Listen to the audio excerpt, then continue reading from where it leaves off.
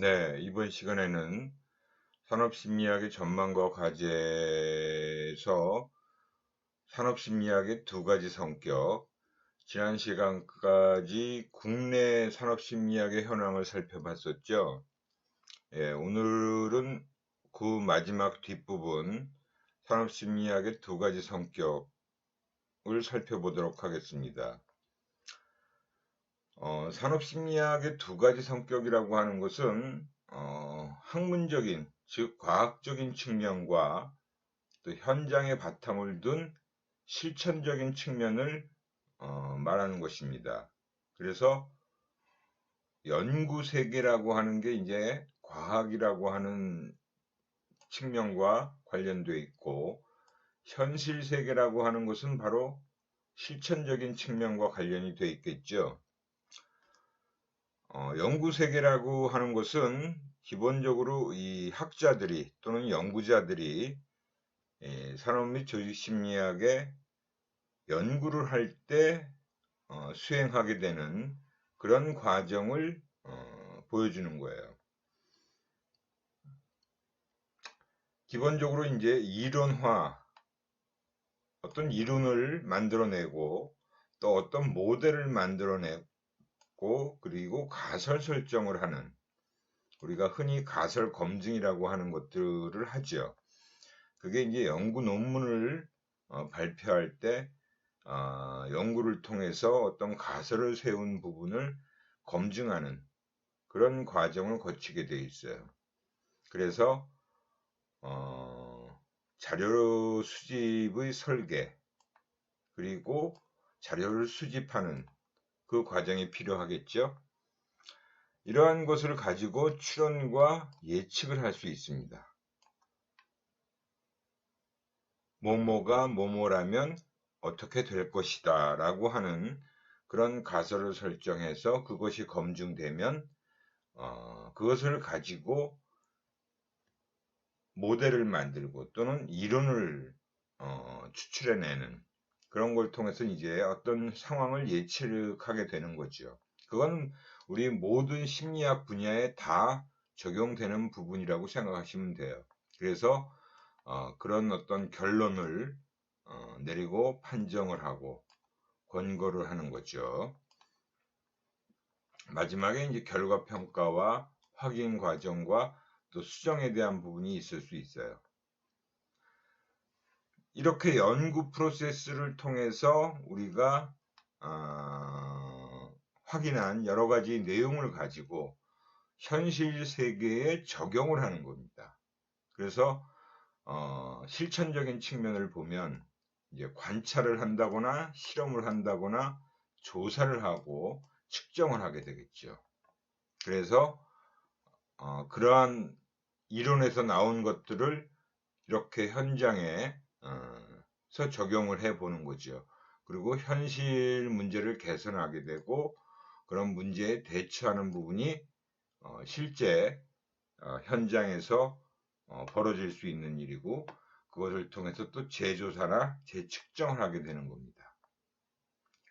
그래서 우리가 이런 현실 세계에 뭔가를 적용하고 뭔가 개선을 하고 하기 위해서는 먼저 연구 세계에서 이론을 만들고 모델을 가정해서 검증해보는 그런 프로세스가 필요한 거예요. 그런 걸 통해서 또 역시 거기서 나온 어떤 결론을 가지고 실제로 현장에다가 적용을 해보는 거죠. 그래서 현실적인 문제 해결에 도움을 주고 그 결과의 일반화를 시키는 그런 것들을 위한 반복 연구가 계속 수행되게 됩니다. 이게 이제 뭐 우리 산업 및 조직 심리학뿐만이 아니라 심리학에서 나온 부분도 이러한 프로세스를 대부분 거치고 있다라고 보시면 돼요.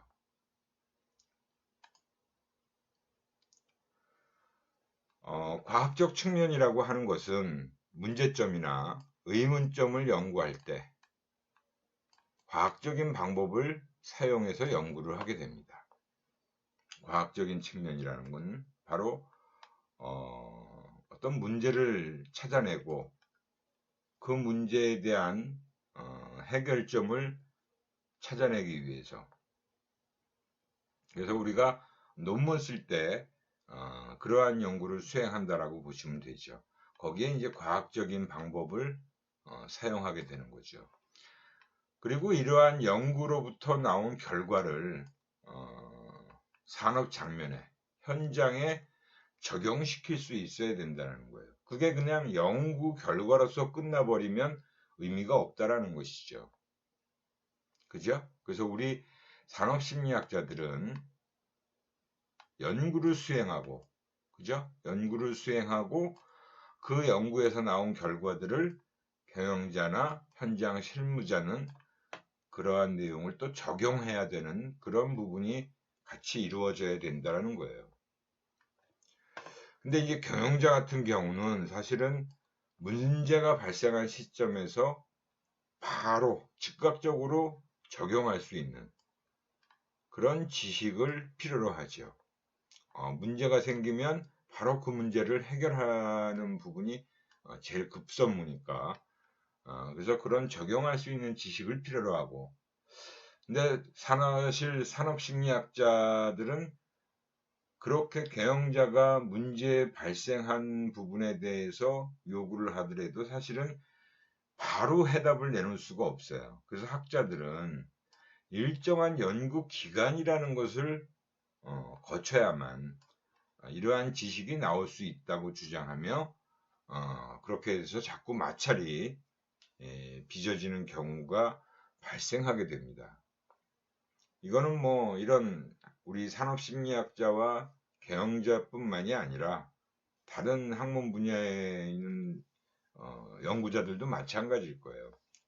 그런 어떤 현장이나 뭐 그 실제 현상이 발생한 부분에 대해서 바로바로 해답을 문제 해결을 할 수 있는 경우는 그렇게 쉽지 않은 거죠. 항상 연구가 몇 년이 걸릴 수도 있고 몇 달이 걸릴 수도 있다라는 거죠. 그런 연구를 수행하고 나야 그것을 가지고 거기서 검증된 걸 가지고 일반화할 수 있게끔, 그것도 또 한 번의 연구만 가지고도 되는 것도 아니죠. 그런 과정이 특히 우리 산업심리학에서는 더 많이 발생한다라고 보시면 돼요. 그렇지만 이 산업심리학이란 학문 자체가 기업 조직에서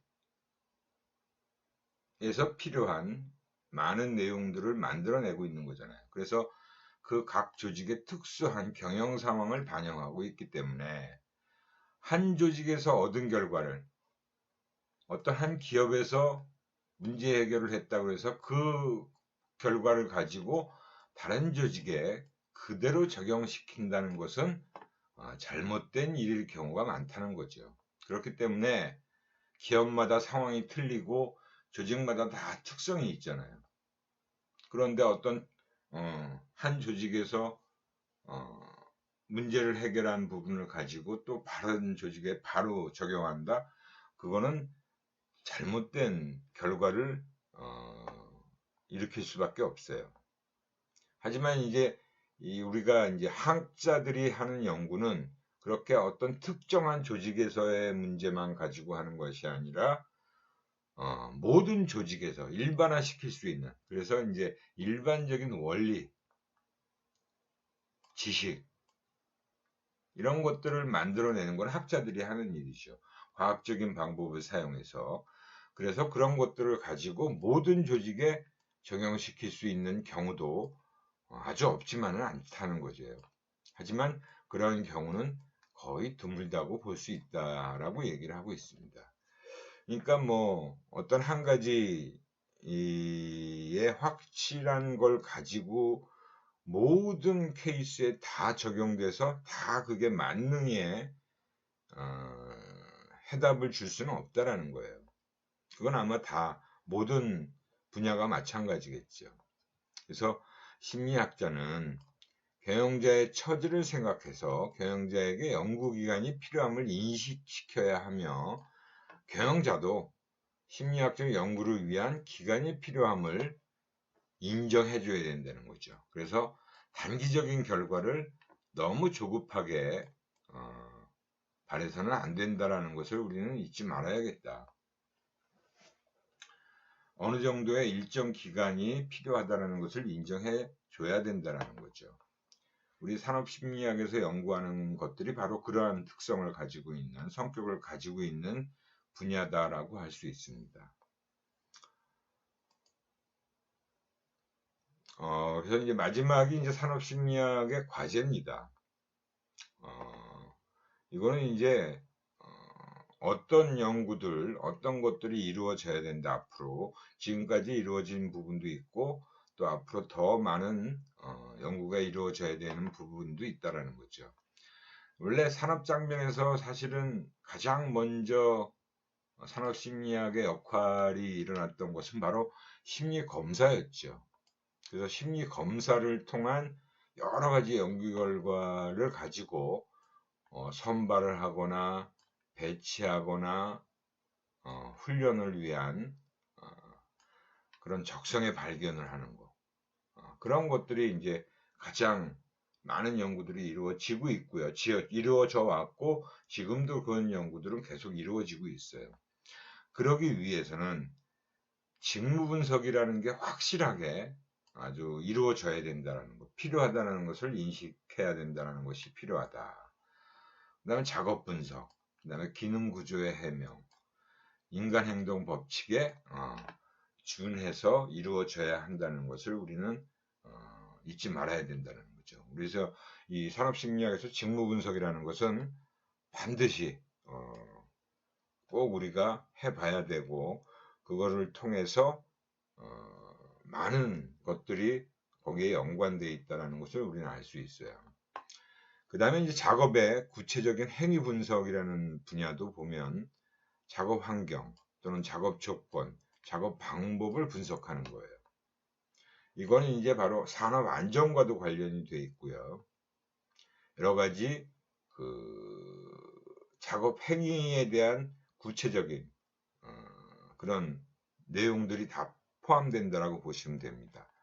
그래서 생리학, 위생학, 인간공학은 인접과학과의 학제적 연구가 필요한 그런 분야다라고 보시면 돼요. 산업심리학도 역시 이러한 분야들과 밀접하게 같이 연관된 연구를 할 필요가 있다라는 거죠. 그 다음에 이제 뭐 호선 연구를 통해서 촉발되어진 집단 혹은 조직의 구조와 기능을 중심으로 한 조직심리학의 연구도 이루어져야 되겠고 앞으로 이루어질 필요도 있고요. 거기에 이제 바로 리더십이나 사기, 커뮤니케이션, 노사관계와 같은 내용들이 해당된다라고 볼 수 있습니다.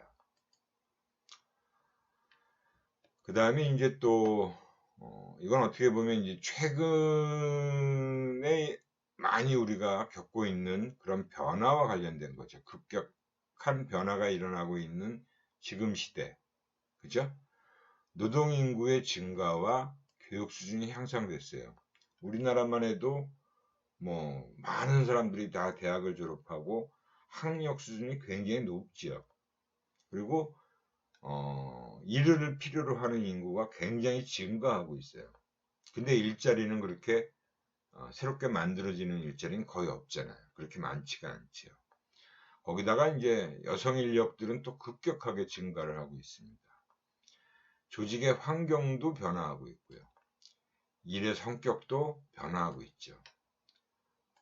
최근에 특히 우리가 작년 같은 경우에는 코로나19로 인해서 많은 기업들이 뭐 재택근무도 하고 또 공장에도 막 쉬는 상황도 생기잖아요. 그러면서 점점 뭐가 대체를 하고 있어요? 공장 환경에 로봇이 더 많이 투입되고 있습니다. 로봇은 전혀 어떤 그런 전염병이나 무슨 그런 거하고 전혀 상관이 없잖아요. 그래서 그러한 어떤 변화가 가속화되면 많은 부분이 달라질 거예요. 앞으로 노동력이 급격하게 변화되는 그런 상황이 더 빠르게 일어나고 또 직장에 나가서 근무하는 것 말고도 지금도 재택근무라는 것이 굉장히 많이 일어나고 있죠. 그죠? 특히 IT와 관련된 기업들은 굳이 회사라는 직장에 나가서 일을 할 필요도 없어요. 그냥 요즘 뭐 줌으로 화상회의도 하고 모든 그 우리가 스마트 기기들을 이용해서 업무를 다 볼 수가 있고요.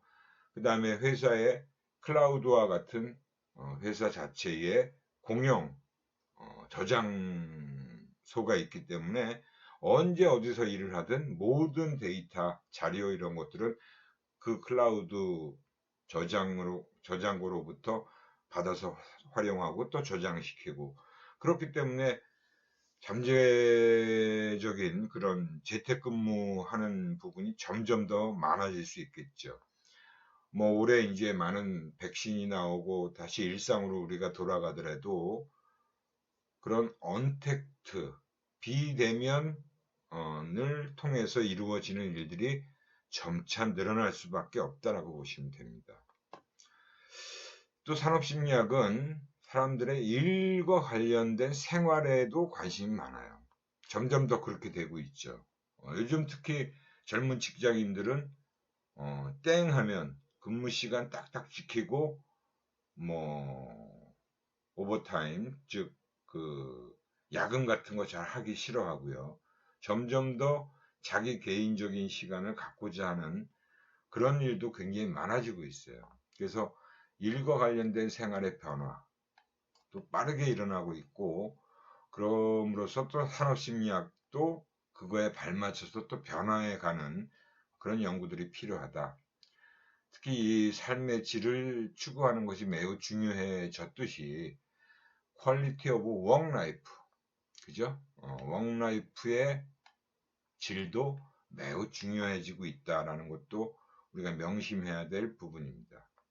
그 다음에 인간 복지, 최근에도 뉴스 나오는 거 보면 산업재해와 관련된 많은 뉴스가 나오잖아요. 그죠?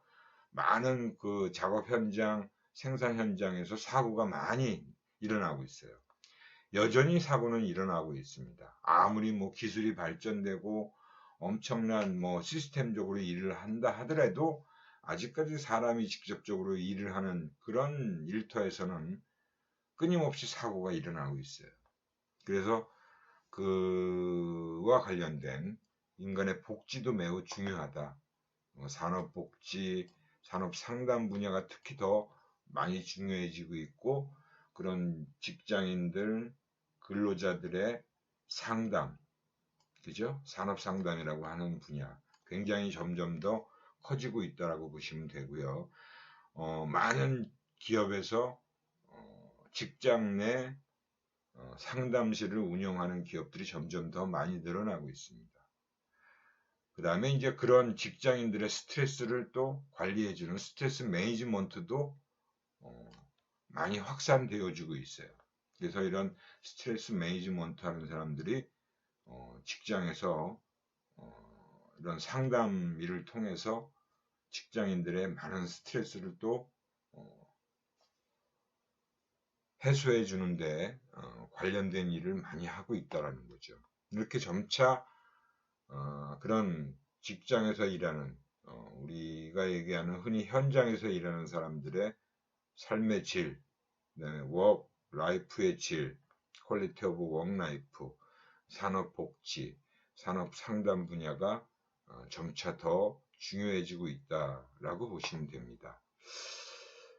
이렇게 해서 오늘 일단 지난 시간에 그 마무리 못한 뒷부분까지 다 살펴봤고요. 이어서 다른 내용을 또 이어서 살펴보도록 하겠습니다. 이어서 산업심리학 연구 방법론에 대해서 살펴보도록 하겠습니다.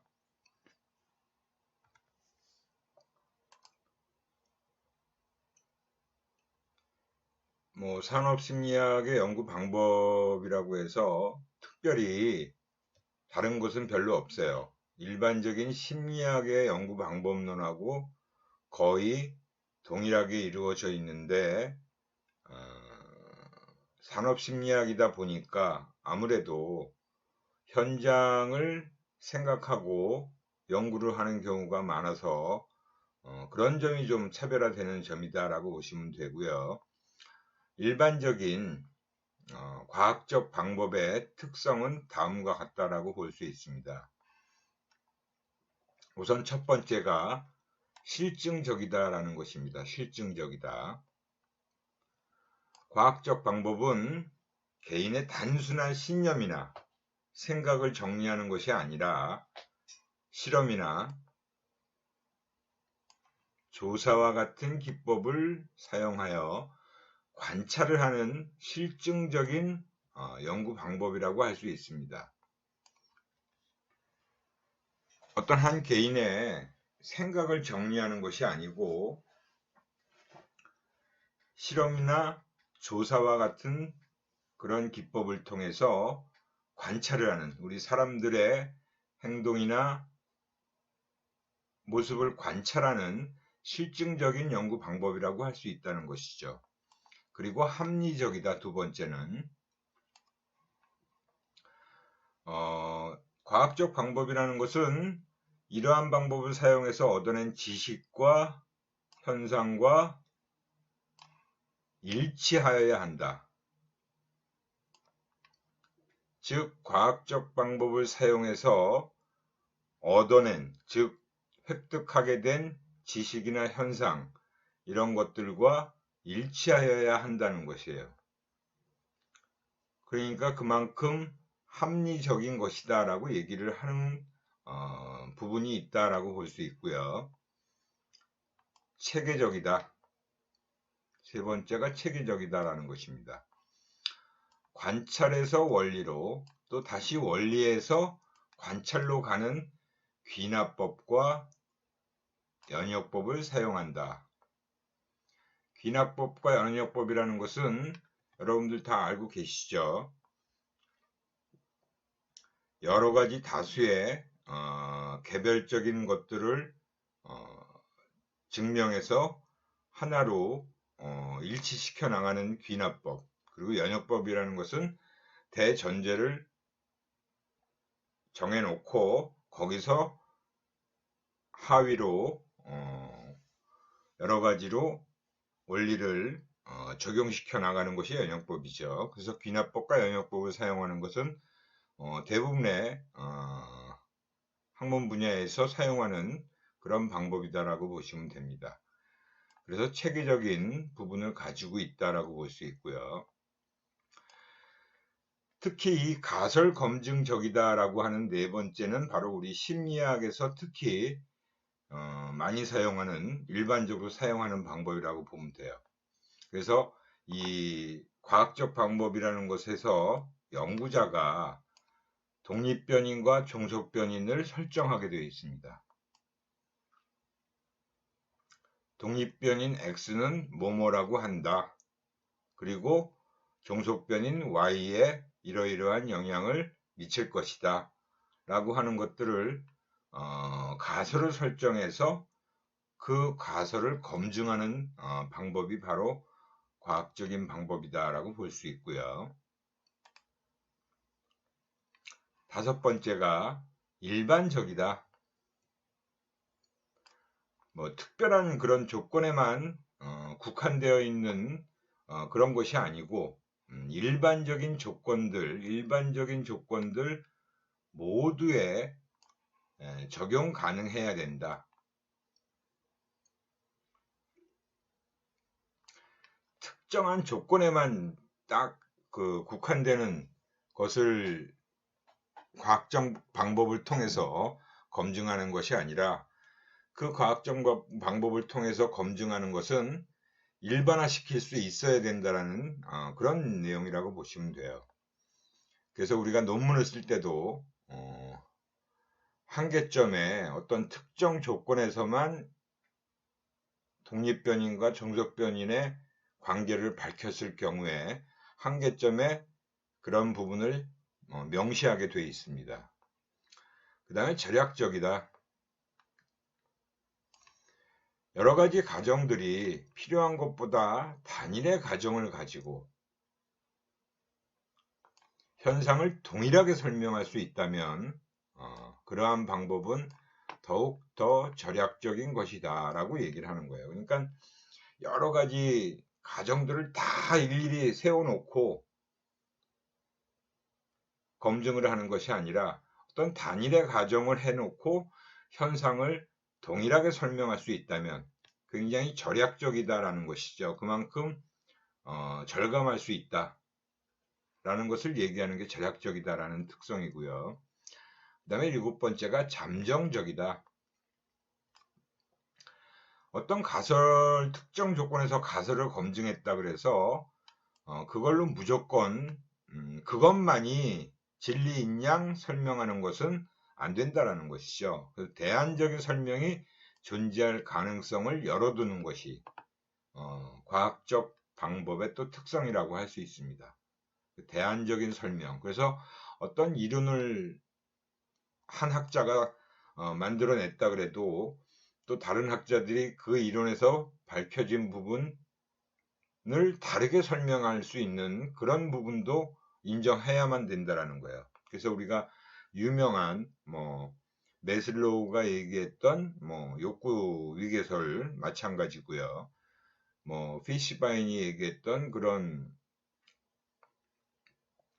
태도 이론들도 마찬가지예요. 다른 학자들이 또 다른 어떤 얘기를 했을 때, 대안적인 설명을 했을 때 그것이 인정될 수 있는 가능성은 항상 존재할 수 있다는 거죠. 그리고 이제 8번째가 자가교정적이다.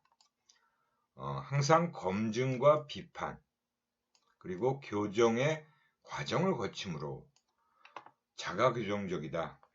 그러니까 자기가 과학적 방법을 사용해서 어떤 것들을 검증해냈다 하더라도 그 검증에 대한 비판이 따를 수 있죠. 이러이러한 비판, 그죠? 그게 이제 많은 심리학자들이 우리 여러 가지 분야에서 이론이라고 하는 것들을 얘기했을 때 그 이론에 대한 비판이 항상 다른 학자들에 의해서 또 이루어질 수가 있는 거예요. 그래서 수정도 하고 수정 이론도 내놓고 수정 모델도 내놓고 그만큼 수정의 여지가 있는 부분이 존재하고 있다. 그래서 자가교정적이다라고 얘기하는 겁니다. 그러니까 스스로가 그러한 부분을 수정할 수 있어야 된다는 거죠. 이렇게 8가지 특성이라는 게 바로 과학적 방법의 특성을 얘기한다라고 보시면 됩니다. 그럼 과학적 연구의 목적 그리고 그 이론의 역할은 무엇이냐 하는 부분인데요. 과학적 연구의 목적, 우리 심리학 같은 경우가 특히 여기서 얘기하는 목적과 거의 동일한 목적을 갖고 있죠. 어떤 현상을 기술한다, 설명한다, 그리고 예측한다. 그리고 마지막으로 통제하는 것까지 포함하는 것이 바로 과학적 연구의 목적이라고 할 수 있습니다. 어떤 현상을 기술하고 디스크립티브하고 설명하고 또 예측하는 것, 예언하는 것, 그리고 통제하는 것들이 바로 과학적 연구의 목적이라고 할 수 있는 거예요. 그러니까 우리가 예를 들어서 성격 검사를 만든다라는 것은 어떤 한 사람의 성격을 알면 그 사람이 이러이러한 상황에선 이렇게 행동할 것이다. 예측 가능한 거죠. 그리고 또 그런 예측 가능하다는 얘기는 통제도 할 수 있다는 것이죠. 그죠? 그런 어떤 일어날 가능성이 존재하는 그런 부분을 미리 차단시킬 수도 있고 막을 수도 있고 그런 것들이죠. 그리고 과학적 연구에서의 이론의 역할은 우리 심리학엔 특히 이론이 굉장히 많아요. 그죠? 여러분들 심리학 개론을 다 공부했으니까 아시겠지만 각 분야별로 다양한 이론들이 있습니다. 그래서 그 이론들이 굉장히 중요한 설명들을 하고 있잖아요. 이론이라는 것은 하나의 현상을 설명하고 예측하기 위해서 그 현상 내에 존재하는 변인들 간의 관계를 구체적으로 밝혀냄으로써 그 현상을 체계적으로 이해하게 해주는 개념들, 그리고 정의들, 명제들의 집합으로 정의된다. 그래서 무슨 이론이다 그러면 그 학자가 설정한 그 이론들에 관련된 변인들의 개념들이 우선 쫙 정리됩니다. 그래서 우리 심리학의 용어들이 대부분 그런 개념들이라고 보시면 돼요. 그리고 그 용어들을 설명해 놓은 것들이 정의들이죠. 그리고 그 변인들 간의 관계를 쭉 또 기술해 놓은 것들이 명제들이에요. 그래서 그러한 것들의 집합으로 이루어진 게 바로 이론이다라고 할 수 있습니다.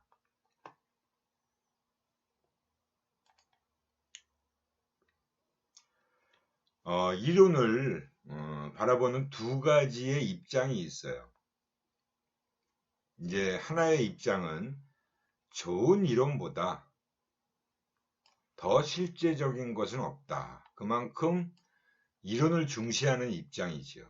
그래서 이론이 매우 중요하고 필요하다라는 입장이에요. 그래서 이론을 통해서 어떤 현상을 이해할 수 있기 때문에, 또 설명할 수 있기 때문에 이론이라는 것은 반드시 필요하다라는 주장을 하는 쪽이 바로 이러한 입장을 피력하는 사람들이라고 보시면 돼요. 근데 이제 다른 한편으로는 이론에만 너무 몰두하는 연구는, 이론에만 너무 몰입하는 연구는 쓸모없게 될 가능성이 많다. 이 얘기는 뭐예요? 그러니까 너무 이론에만 치우쳐 있으면 실제 현장에서 적용할 수 있는 가능성들을 많이 찾아보고 발견하고 그래야 되는데, 이론이라는 것은 어떤 실험을 통해서 검증을 하는 그런 변인들을 검증해낸 것들을 가지고 이론을 만들기 때문에 사실은 실제 현장에서의 여러 가지 다양한 또 변인들이 또 있잖아요. 그죠? 그래서 그 이론의 타당성만을 증명하려는 연구로 인해서 이론에 어긋나는 현상은 연구 영역에서 아예 벗어나게 된다는 것이에요. 그래서 이론은 일반화되기 때문에 어떠한 개별적인 사례도 완벽하게 설명할 수 없다는 그런 측면을 얘기해 주고 있다라고 볼 수 있어요. 그러니까 이론이 중요하고 이론이 반드시 필요하다라는 얘기도 맞고요. 이론은 반드시 있어야겠죠.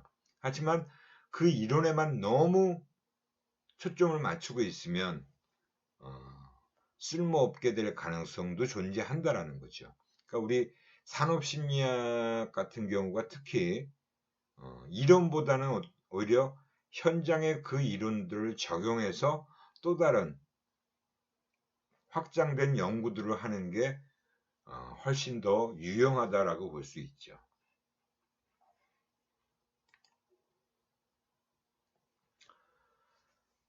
과학적 연구 방법에 이제 두 가지 모델이 있어요. 우선은 이게 전형적인 연구 과정에서의 전형적인 모델이라는 것은 바로 우리가 일반적으로 심리학과에 있는 교수나 학생들이 연구하는 부분에 초점을 맞춘 게 바로 전형적인 모델이라고 하는 겁니다. 이 전형적인 모델인, 여러분들이 만약에 이제 학부 졸업할 때 우리 심리학과 학생들 같은 경우 뭐 논문을 하나 만들어내는 것으로 졸업시험을 대체할 수도 있어요. 또는 논문을 쓰지 않으면 이제 졸업시험을 보는 경우도 있고요. 근데 논문을 쓸 때 이제 이러한 모델에 따라서 논문을 쓰게 됩니다. 가장 첫 번째가 바로 문제를 정의하는 거예요. 이 문제를 정의한다는 게 굉장히 간단해 보이지만 그렇게 간단하지만은 않습니다. 이제 여러분들이 또 공부를 더 하려고 이제 대학원 같은 데 가면 또 석사 논문을 준비해야 되는데요. 석사 논문을 쓸 때도 가장 고민스럽고 힘든 과정이 문제를 정의하는 게 가장 어려운 부분이라고 생각하시면 됩니다. 그래서 문제는 무조건 내 머릿속에서만 생각하는 게 아니라 사전에 여러 가지 다양한 문헌들, 논문들, 그 선행 연구 자료 이런 것들을 찾아보고 분석해서 연구 과제의 이론적 정립과 개념화를 하는 것이 바로 문제의 정의예요. 그래서 내가 생각하고 있는 어떤 그 의문점을 풀어내기 위해서 문제를 정의한다라고 보시면 되죠. 근데 그 문제를 정의할 때도 내가 생각했던 부분을 이전에 어떤 연구자들이 똑같은 생각으로 이미 연구를 다 했다면 그 문제는 내가 더 이상 연구할 필요가 없겠죠. 나와 똑같은 생각을 가지고 이미 이전에 다른 연구자들이 그 연구를 수행했을 테니까요. 그래서 이런 사전 조사 또는 선행 연구 자료 이런 것들을 내가 생각하는 어떤 그 연구 주제와 관련된 자료들을 엄청 많이 찾아봐야 됩니다. 분석을 해봐야겠죠. 그게 바로 이제 문제의 정의를 내리는 과정이라고 보시면 돼요. 근데 문제를 명확하게 잘 정립하고 정리를 해놓으면 그 다음은 오히려 더 수월하게 진행이 될 수 있어요. 그리고 이제 가설 설정, 두 번째가 가설 설정인데요. 연구 문제를 제기하고요. 나는 우리의 어떤 주변에서 이러이러한 현상을 이렇게 보는데 이런 것이 왜 이런 현상을 보이고 있는지를 나는 한번 파악해 보겠다, 알아보겠다라고 해서 연구 문제를 제기하는 거죠. 그리고 그 연구 문제에서 제기한 부분을 독립변인과 종속변인을 설정해서 가설화하는 겁니다. 그게 바로 가설을 구체화하는 과정이에요. 그래서 A가 B라면 뭐 A가 B에 영향을 미친다면 뭐 이런 식으로 가설을 설정하는 거죠. 뭐 우리가 if then이라고 하는 영문법의 그런 가정법이라는 게 있죠. 그런 식으로 가설을 기술하는 거예요. 뭐뭐가 뭐뭐라면 뭐뭐는 뭐뭐 할 것이다 라고 하는 거죠. 그게 이제 독립변인과 종속변인의 관계를 기술한다라고 보시면 돼요. 그 다음에 이제 그 가설 설정해 놓은 것들을 어떻게 내가 밝혀낼 거냐. 그죠? 그 가설에 포함된 개념적 정의, 독립변인들의 정의, 종속변인들의 정의, 그 다음에 변인들 간의 또 관계를 정의하는 거예요. 그래서 하나의 X라는 원인 변인이 Y라는 결과 변인을 일으킬 것인지, 아니면 X와 Y가 어떤 상관관계를 갖고 있는 건지, 그런 관계를 정의한다라고 보시면 됩니다. 그래서 그에 필요한 연구 자료의 수집, 연구 설계, 구체화라고 하는 거예요. 여러분들이 이제 또 2학년 때 아마 그 연구 방법론이라는 수업도 들었을 거고 통계학이라는 수업도 들었죠. 거기서 연구 설계라고 하는 것들이 있어요. 그래서 뭐 독립변인이 하나고 종속변인이 하나다. 그러면 그거는 원웨이죠. 그리고 독립변인이 두 개고 종속변인이 하나다. 그러면 투웨이 아노바 뭐 이런 것들을 통해서 그 투웨이 그러니까 이원 변량 분석이다. 그런 식으로 얘기를 하는 거죠. 그래서 그런 어떤 관계, 어떤 변인들의 어떤 관계를 어떤 식으로 설계할 것인가를 2단계에서 정리하는 겁니다. 그리고 그 설계된 연구 방법에 따라서 자료를 수집하는 거예요. 실험이 필요하면 실험을 하고요. 그 다음에 뭐 조사가 필요하면 조사를 합니다. 그래서 연구에 적합한 그 가설을 설정한 부분을 검증할 수 있는 적합한 방법을 활용하는 자료 수집 과정이고요. 그 다음에 이제 다섯 번째가 자료 분석 및 가설 검증이에요. 자료 분석 및 가설 검증.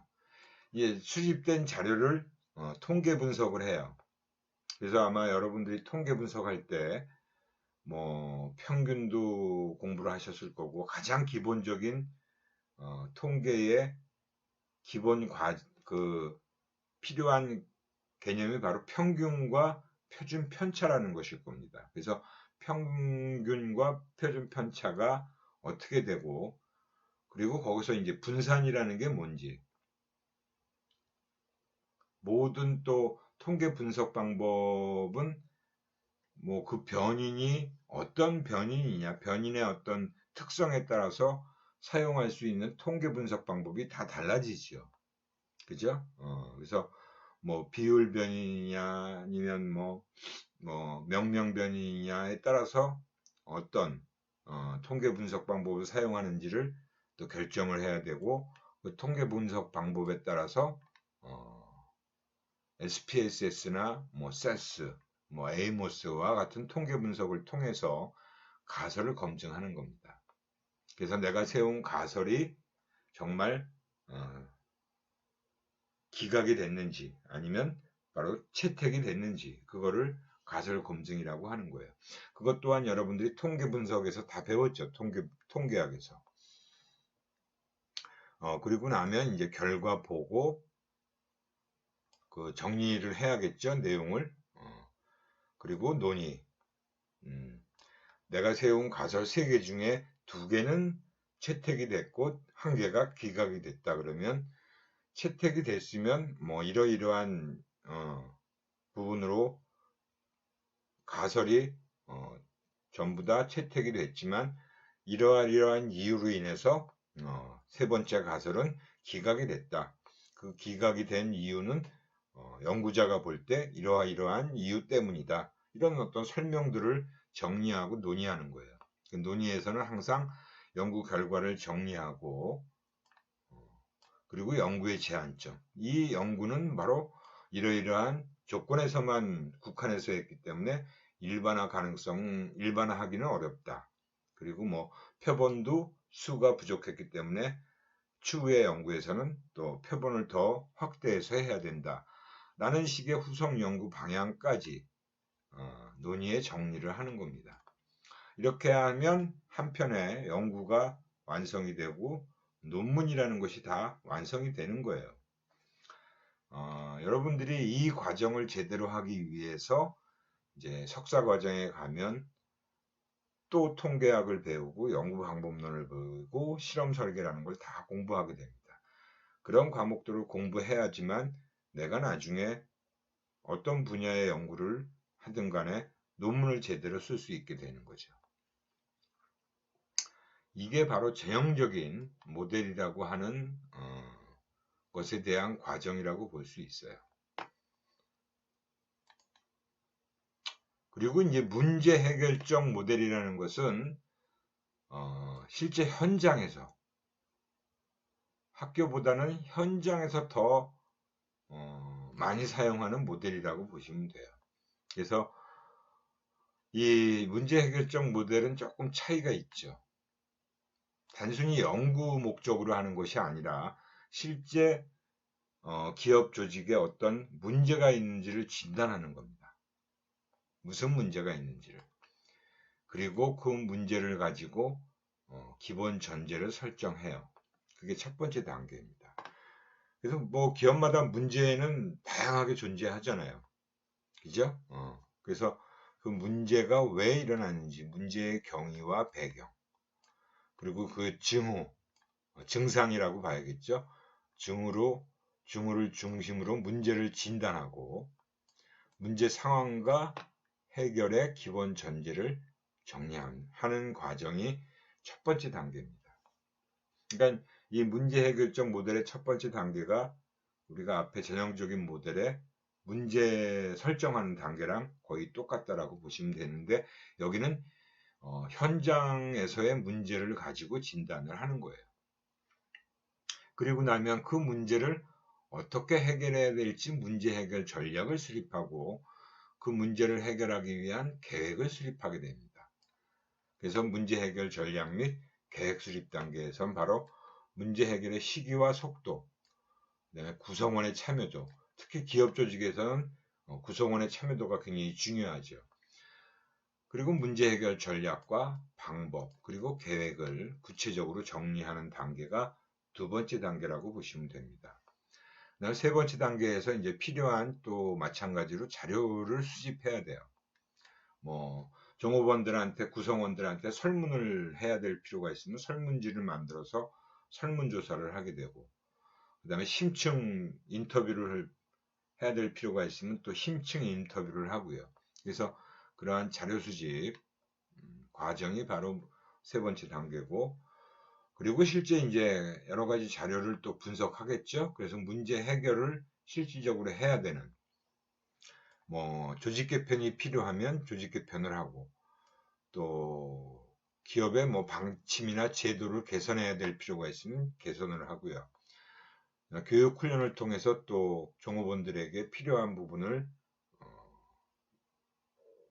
익히게 만들어야 되고, 또 리더십의 개선 등 여러 가지 문제를 풀 수 있는 방법이 다양하게 존재하겠지요. 그래서 그 문제 해결의 구체적 방법, 그리고 행동 계획을 적용하는 단계가 네 번째 문제 해결 단계라고 보시면 됩니다. 그리고 다섯 번째가 평가 및 조정이에요. 모든 그 과정이 끝나고 나서 실질적으로 그렇게 했더니 이러이러한 효과가 있더라. 정말 구성원들의 직무 만족도가 올라갔더라. 아니면 실제 성과에서 좋은 성과를 보이더라. 그래서 문제 해결 방법에 전략이 제대로 잘 들어맞았다 하는 얘기를 할 수 있고, 추후에는 또 뭐 수정된 방법을 또 좀 더 고민해 볼 필요가 있겠다 하는 식의 이제 평가 및 조정 과정을 거치게 됩니다. 그래서 이 과학적 연구 과정에는 전형적인 모델과 문제 해결적 모델, 이 두 가지가 있다라고 보시면 됩니다. 오늘은 마찬가지로 이 정도까지 하고요. 다음 시간에 또 뒷부분 얘기를 또 진행하도록 하겠습니다. 여러분들 수고 많이 하셨고요. 또 질문 있으시면 반드시 질문 코너에 질문 올려주시기 바랍니다. 다음 시간에 뵙겠습니다. 수고하셨습니다.